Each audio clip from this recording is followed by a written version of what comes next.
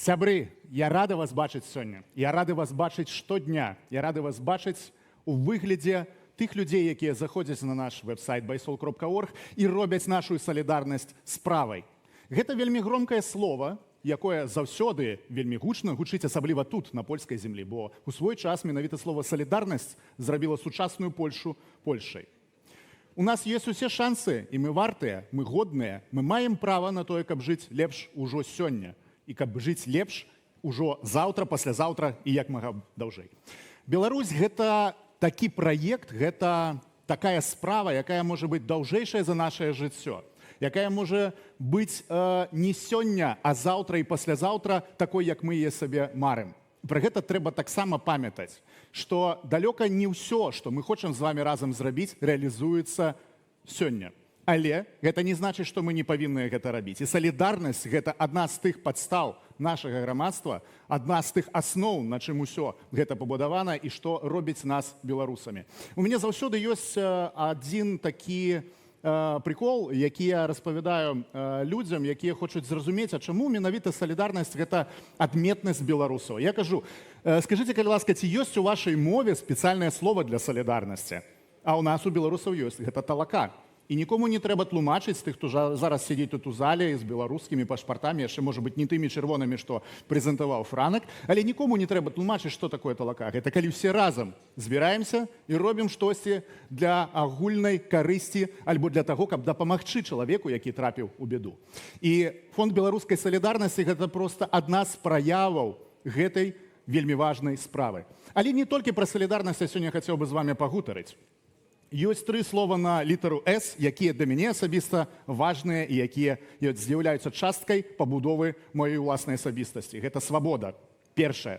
Свабода нас усіх ад таго, каб нас катавалі, каб нас прымушалі рабіць тое, што мы не хочам. Зараз я звяртаюся да тых беларусаў, якія знаходзяцца ўнутры краіны.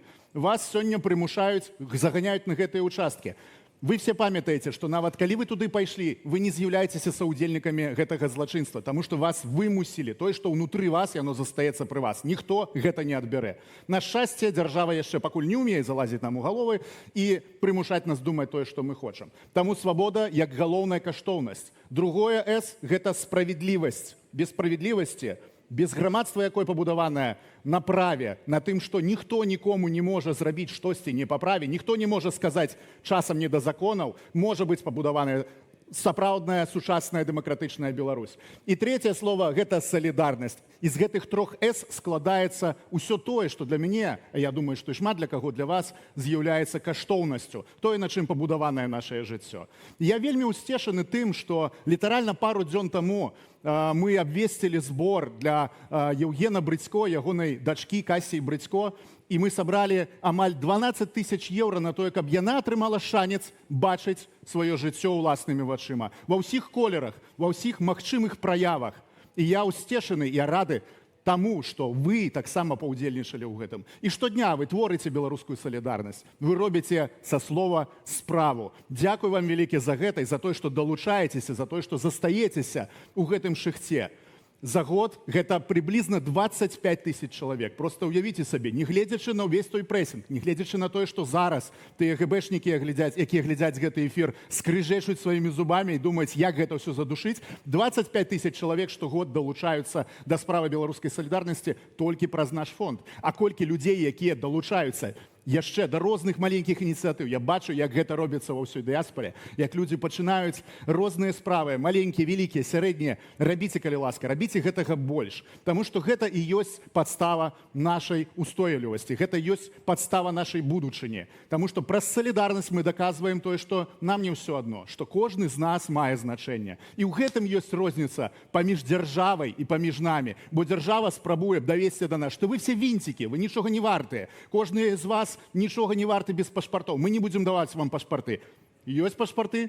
Канешне, справа дыскусійная, ці ён будзе працаваць так, як ёсць. Мы з Франкам пра гэта таксама часта размаўляем, але гэта таксама нашая справа. Як мы гэта ўсё зробім, так яно і будзе. Ніхто не будзе рабіць гэта за нас.